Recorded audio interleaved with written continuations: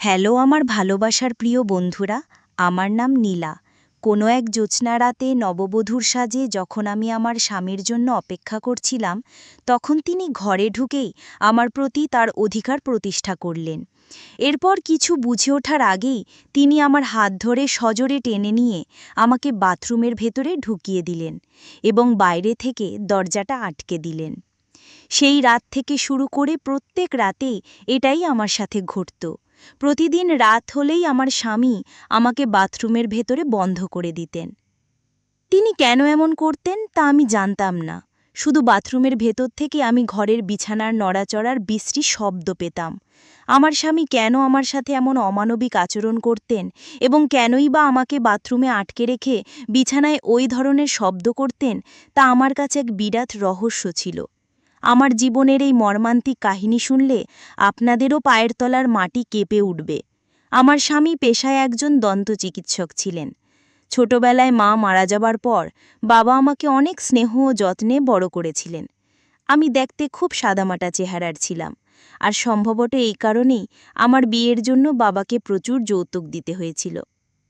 আমার মনে হতো আমি যদি দেখতে একটু সুন্দর হতাম তাহলে হয়তো বাবাকে এত বড় বোঝা মাথায় নিতে হতো না। আমার স্বামী একজন ডাক্তার হওয়ায় তার মা আমাকে তাদের বাড়ির বউ হিসাবে গ্রহণ করার জন্য নগদ ৫ লক্ষ টাকা দাবি করেছিলেন। শুধু তাই নয়, ঘরের সমস্ত আসবাবপত্র তিনি চেয়ে নিয়েছিলেন। যেদিন আমার শাশুড়ি ও আমার স্বামী আমাকে দেখতে এসেছিলেন, সেদিন আমার শাশুড়ি আমার বাবার কাছে পরিষ্কারভাবে সব দাবি খুলে বলেছিলেন যে নগদ ৫ লক্ষ টাকা, ১০ ভরি সোনার গয়না এবং বাড়ির সমস্ত আসবাবপত্র দিতে হবে। আমার বাবা একজন ডাক্তার জামাই পেয়েই আমার সুখের কথা ভেবে সেই বিপুল পরিমাণ যৌতুক দিতে রাজি হয়ে গিয়েছিলেন। বাবা ভেবেছিলেন এত কিছু দিয়ে বিয়ে দিলে আমি হয়তো শ্বশুরবাড়িতে সুখে শান্তিতে থাকতে পারব। বিয়ের পর যখন শ্বশুরবাড়িতে এলাম, তখন আমার শাশুড়ি আমাকে খুব আদর যত্ন করলেন এবং অনেক ভালোবাসা দেখালেন। আমি যখন মাথায় ঘোমটা দিয়ে নিজের ঘরে বিছানায় বসেছিলাম, তার কিছুক্ষণ পরেই আমার স্বামী ঘরে প্রবেশ করলেন। আমি স্বপ্নেও ভাবতে পারিনি যে আমার জীবনের সবচেয়ে সুন্দর রাতটা এমন ভয়ঙ্কর হবে। বিয়ের পরদিন সকাল থেকেই আমার জীবনের সব কিছু ওলটপালট হয়ে যায়। পরদিন সকালে আমার স্বামী ঘর থেকে বেরিয়ে তার মাকে চিৎকার করে বলতে লাগলেন, মা, তুমি এটা কেমন মেয়ের সাথে আমার বিয়ে দিয়েছ? এই মেয়ে নিশ্চয়ই চরিত্রহীন, না হলে সে কেন নিজেকে বাথরুমের মধ্যে সারা রাত ধরে বন্ধ করে রাখবে? তার চিৎকারে আমিও ঘর থেকে বেরিয়ে এসেছিলাম। আমাকে দেখামাত্র আমার স্বামী তার মাকে বললেন, মা, তোমার পছন্দের গুণবতী বৌমাকে জিজ্ঞেস করো সে কেন কাল রাতে নিজেকে বাথরুমের মধ্যে আটকে রেখেছিল, কেন সে আমার থেকে দূরে থাকতে চেয়েছিল। এর একটাই মানে হতে পারে যে তার অন্য কোনো পুরুষের সাথে অবৈধ সম্পর্ক রয়েছে। স্বামীর মুখে এমন জঘন্য কথাবার্তা শুনে আমার মাথায় যেন আকাশ ভেঙে পড়ল। এরপর আমার শাশুড়ি তার ছেলের সব কথা শোনার পর রাগে চিৎকার করে আঙুল দেখিয়ে বললেন, থাম, অনেক হয়েছে তোর আবোল তাবোল কথা। সকাল থেকে আমি তোর মুখে নীলার নামে এইসব উল্টাপাল্টা কথা শুনে যাচ্ছি। কি মতলব তোর? কেন তুই এমন করছিস? আমার শাশুড়ি তার ছেলের কথা একদম বিশ্বাস করতে রাজি হচ্ছিলেন না। আমি তখন স্বামীর ভিত্তিহীন অভিযোগে জর্জরিত হয়ে শাশুড়ির হাত ধরে কেঁদে বলেছিলাম, মা, আমি কিচ্ছু জানি না। আপনার ছেলে কেন আমার নামে এসব মিথ্যে কথা ছড়াচ্ছে? আসল সত্যিটা হলো কাল রাতে আপনার ছেলেই আমাকে জোর করে সারা রাত বাথরুমের ভেতরে আটকে রেখেছিল। আমি অনেক কান্নাকাটি করার পরেও সে আমাকে বের করেনি। আমার মুখ থেকে সবকিছু শোনার পর আমার শাশুড়ি তার ছেলেকে কঠোরভাবে হুঁশিয়ারি দিয়ে বললেন সে যেন ভবিষ্যতে আমার সাথে আর কোনোদিন এমন খারাপ ব্যবহার না করে। কিন্তু আমার স্বামী তখন কান্নার অভিনয় করে তার মাকে বললেন, মা, এই মেয়েটা সবে একদিন হলো এই বাড়িতে এসেছে, আর তুমি নিজের ছেলের কথা কি অবিশ্বাস করেই অচেনা মেয়েটার কথা বিশ্বাস করছো? তুমিও কিন্তু একদিনের জন্য খুব পস্তাবে মা। সে তার মাকেও কটু কথা বলতে ছাড়ল না এবং রাগ দেখিয়ে বাড়ি থেকে বেরিয়ে গেল। আমি তখন শুধু অঝরে কাঁদছিলাম, কারণ বিয়ের পরদিনই যদি স্বামীর কাছ থেকে চরিত্রহীন অপবাদ শুনতে হয়, তাহলে একজন মেয়ের জন্য এর চেয়ে বড় যন্ত্রণা আর কিছুই হতে পারে না। পরদিন সকালেও আমার স্বামী তার মাকে ডেকে এনে একই রকম ঝামেলা শুরু করলেন। তিনি বলতে লাগলেন, মা, তুমি এই কলঙ্কিনী মেয়ের সাথে আমার বিয়া দিয়ে আমার পুরো জীবনটাই নষ্ট করে দিয়েছ। এই মেয়ে তো আমাকে তার ধারে কাছেও আসতে দেয় না। এর মানে হলো এই মেয়ের নিশ্চয়ই কোনো প্রেমিক আছে। তুমিই বলো এমন মেয়ের সাথে আমি বাকি জীবনটা কি করে কাটাবো? আমি তখন শাশুড়ির সামনে সত্যিটা বলতে বাধ্য হলাম।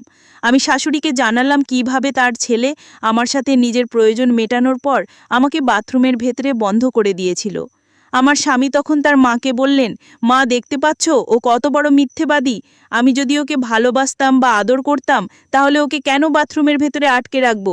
আমি তো ওর কাছে যেতে চাই, কিন্তু ওই তো নিজে থেকে আমার কাছে আসার আগেই বাথরুমের ভেতরে ঢুকে বসে থাকে। এখন তুমিই ভেবে দেখো যে মিথ্যে কথাটা কে বলছে। আমার শাশুড়ি সবকিছু শোনার পর রাগে তার ছেলের গালে সজোরে এক থাপ্পড় মেরে বললেন, তুই বৌমার সাথে এত ঝামেলা করছিস কেন? তোর সমস্যাটা কি? তুই তো নিজে পছন্দ করেই ওকে বিয়ে করেছিস। আমার স্বামী তখন তার মাকে বললেন, আমি এই মেয়েকে পছন্দ করে বিয়ে করিনি, শুধু তোমার কথাই বিয়ে করেছি, কারণ এই মেয়েটাকে তোমার খুব পছন্দ ছিল। যাই হোক, আমি এই চরিত্রহীন আর কলঙ্কিনী মেয়ের সাথে সংসার করতে পারবো না। ওকে প্রমাণ দিতে হবে যে ও চরিত্রহীন নয় এবং ও একজন কুমারী মেয়ে। যেদিন ও আমাকে প্রমাণ দিতে পারবে সেদিন থেকেই আমি ওকে নিজের স্ত্রী বলে মেনে নেব। এই বলে আমার স্বামী বাড়ি থেকে বেরিয়ে গেলেন। আমি তখন নিজের ঘরে এসে বাবাকে ফোন করে জানালাম যে আমার শ্বশুরবাড়িতে কোনো কিছুই ঠিক নেই এবং আমার স্বামী আমাকে সন্দেহ করছেন। আমার ওপর এত বেশি অত্যাচার করা হচ্ছিল যে ওই কথাগুলো বাবাকে না জানালে আমার আর কোনো উপায় ছিল না। আমার সব কথা শোনার পরে বাবা বললেন, ওদেরকে 5 লক্ষ টাকা দেওয়া বাকি আছে, সেই জন্যই হয়তো তারা এইসব ঝামেলা করছে। বাবা কথা দিলেন যে তিনি খুব তাড়াতাড়ি টাকাটা আমার শাশুড়ি মায়ের হাতে দিয়ে দেবেন। আমি যখন নিজের মন খারাপ করে বাবার সঙ্গে ফোনে কথা বলছিলাম, তখন পেছন দিক থেকে হঠাৎ করে আমার শাশুড়ি আমার হাত থেকে ফোনটা নিয়ে আমার বাবাকে বলেন, বেয়াই মশাই, আপনি একদম চিন্তা করবেন না, আমি আছি আপনার মেয়ের সঙ্গে। আমি তোর মায়ের মতোই, এখন নীলা আমার বাড়ির বৌমা, তাই আপনি একদম চিন্তা করবেন না, আমি সব কিছু ঠিক করে দেব। তারপর আমার শাশুড়ি আমাকে বোঝালেন যে প্রত্যেকটা ব্যাপারে বাবাকে ফোন করলে তার চিন্তা বাড়বে। তিনি আমাকে আশ্বাস দিলেন যে তিনি তার ছেলেকে সঠিক পথে নিয়ে আসবেন। কিন্তু বিয়ের 2 দিন পর আমার সাথে যা হয়েছিল সেটা শুনলে আপনাদেরও চোখ দিয়ে জল পড়বে। সেদিন বিকেলে যখন আমি একাই সোফায় বসে চা খাচ্ছিলাম, তখন আমার স্বামী এসে আমাকে বললেন, নীলা, আমার জন্য 1 গ্লাস ঠান্ডা জল নিয়ে এসো। আর মা কোথায় আছে? আমি তখন বরকে বললাম যে মা তো রান্নাঘরে কিছু রান্না করছেন। তারপর বর বলল, যাও আমার জন্য আগে তাড়াতাড়ি ঠান্ডা জলটা নিয়ে এসো। তারপর আমি চায়ের কাপটা টেবিলে রেখেই দিয়ে তাড়াতাড়ি বরের জন্য ফ্রিজ থেকে 1 গ্লাস ঠান্ডা জল নিয়ে আসি। কিন্তু চা খাওয়ার 15 মিনিট পরেই যেন আমার বমি বমি ভাব হতে লাগলো এবং আমার শরীরটাও যেন ভীষণ খারাপ করছিল। তারপর আমি যখন আর থাকতে না পেরে বাথরুমে গিয়ে বমি করা শুরু করি, তখন আমার শাশুড়ি মা তাড়াতাড়ি রান্নাঘর থেকে আমার কাছে ছুটে আসেন। ঠিক তখনই আমার স্বামী ওখানে দাঁড়িয়ে তার মাকে বলতে শুরু করলেন যে, মা, আমি তোমাকে কি বলেছিলাম? এই মেয়েটা কলঙ্কিনী, এই মেয়ে নিশ্চয়ই গর্ভবতী আছে এবং তার পেটে নিশ্চয়ই তার প্রেমিকেরই বাচ্চা আছে, না হলে সেইভাবে হঠাৎ করে কেন বমি করবে? তখনও কিন্তু আমার শাশুড়ি আমার পক্ষে এই কথা বলেছিলেন এবং তার ছেলেকে বলেছিলেন এসব ফালতু কথা না বলে এখন তাড়াতাড়ি পাশের বাড়ি ডাক্তার বৌদিকে ডেকে নিয়ে আসতে। ওদিকে আমার শরীর এতটাই খারাপ করছিল যে আমি তো কোনো কথা বলতেও পারছিলাম না এবং ওই সময় আমি বেহুশ হয়ে গিয়েছিলাম।